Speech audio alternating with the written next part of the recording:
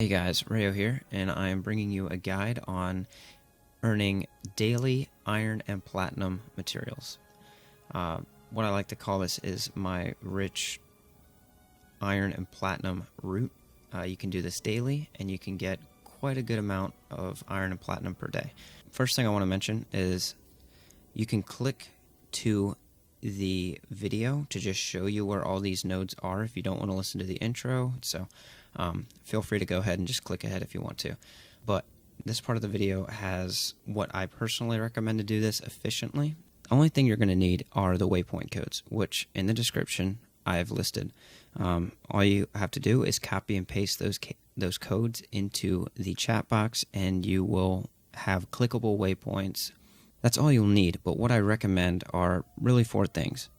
First thing is just having the waypoints unlocked, which that's really not a huge deal, because if you don't and you do this run, you will unlock them, so you can do them whenever you want. So that's not really a huge thing. It's just helpful right off the bat for your first run. Second thing would be the guild gathering boost. This is a boost to getting secondary materials from gathering anything. This is stuff like lumps and shards from mining, or like the hidden treasures, or like the little loot boxes from cutting down trees and all that stuff. That can really just add up and add a little bit to your income from this. The third, and what I find to be the most important thing, is a thief. If you have a thief, you probably understand why I'm suggesting thief. Thieves are the most mobile. You can shadow step almost unlimited. You have permanent swiftness.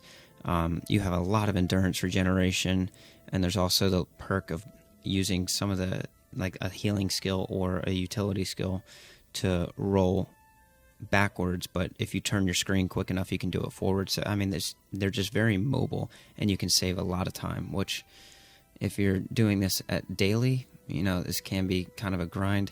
You might want to just save some time. So I would definitely recommend using a thief or making a thief if you don't have one. Lastly, this is just my preference. If you can swing the money for it, whether it be gold or if you really want to invest actual money into the game, the Watchwork mining pick. That's 1k gems, which is like at the current prices of, say, 100 gold for 400 gems. That's 250 gold-ish.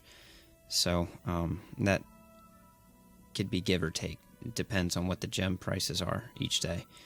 And if you're doing this for money, that may be a little bit counterproductive, maybe. But I mean, personally, I like it because, one, it's unlimited, so it's convenient. But the second thing, and this is the only pick that has this perk, is that it'll give you Watchwork sprockets, which over time can really add up. I get about, when I'm done with this, maybe close to 100 or half a stack. So that'd be 100 to 125, which is roughly at the current prices of 60 copper, I think. That would be 60-ish silver. That's quite a bit if you do this each day, or just, I don't know, it's just, I personally prefer that. So if you have that, good on you. If you want it, if you don't have it, I'd consider it. It's not required at all. But those are just my recommendations. Waypoint codes, the only thing required, and as I mentioned, they're in the description. So you can use these, copy and paste them. And so without further ado, here is the route.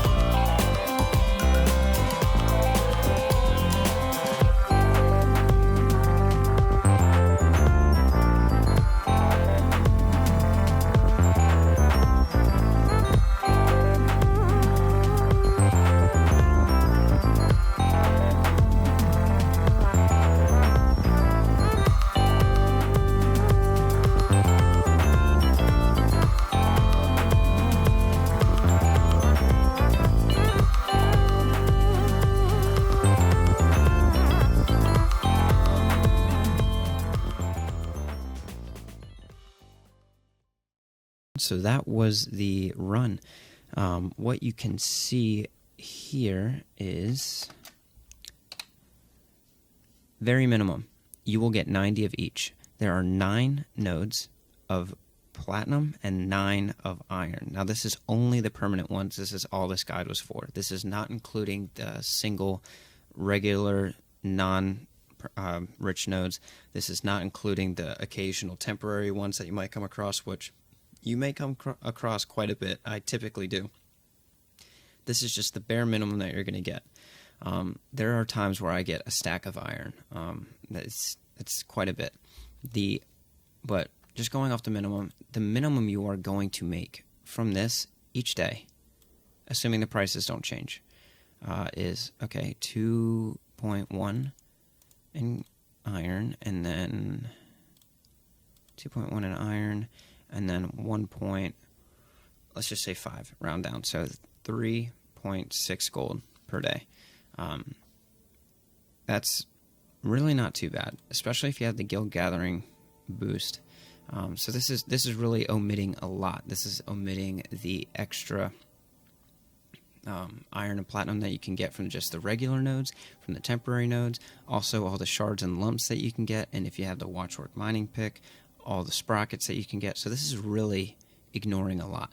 So 3.5 gold is your minimum that you will get each day, and if you just do this each day, I mean, once you kind of get it down and under your belt and you memorize the paths and all that stuff, it probably takes you 15-20 minutes. Really not too bad.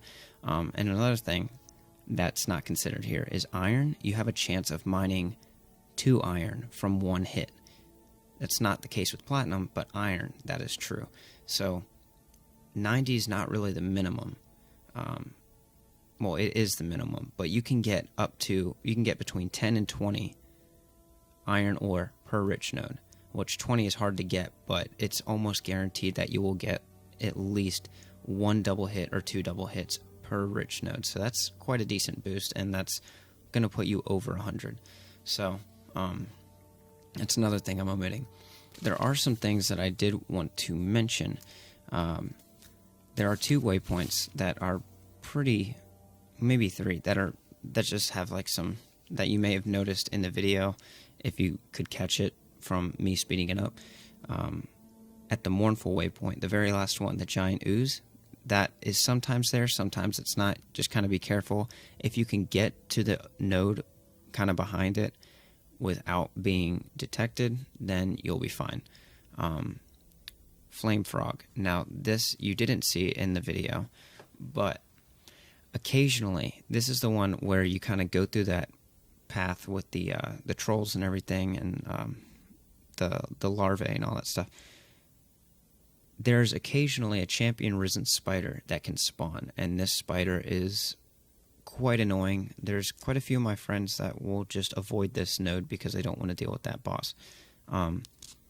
If you're a thief, you can just stealth through it, but some important points on that: the spider only has 3 attacks. It will pull you and immobilize you in 1 attack. The second attack will be it'll put an egg sac on you, which will spawn a bunch of minions. That is the most important one to avoid. And then the third one is just a cleave. So, and it's always going to go in that order. The only time it'll cleave, though, is if you're within melee distance. So there's kind of a timer on that skill. So you can always just count it to be a pull that will immobilize you, which if you're a thief and you use unhindered combatant, you can get out of that because the dodge will remove immobilize. Just avoid that egg sac ability, and then you can just mine. Just when it pulls you, dodge, get out of the cone area that it'll shoot the egg sacs from, and then mine. And I mean, it'll take a second to do it, but it's very possible. I do it all the time, or you can just stealth through it. I mean, but just something to kind of keep an eye out for. And then Behem or whatever, the one iron node that you go up through the canyon spiders and you jump all the way down into this water. Really just the canyon spiders. Those will shoot a web at you and immobilize you. If you're a thief, that's really not a problem because once again you can stealth or just dodge through it. any other classes, it might be a little bit of a struggle, might take a little extra time. So just some things to kind of look out for. Once again, this was really only a guide to show you where the permanent nodes were and how to get to them. There are, as I mentioned earlier, there are a lot of temporary nodes that you can come across. These will really increase the amount of materials that you can get. So you can look these up. If you want to send me a message or a comment below or something like that, and you want to run these with me sometime, I'm definitely down to do that. That'd be cool. So that's really all there is to the video. If you like it, give it a thumbs up, leave a comment, tell me what you think. If you have any suggestions for other guides, I'd love to hear them. So I hope this helped you, and I will see you in the next video.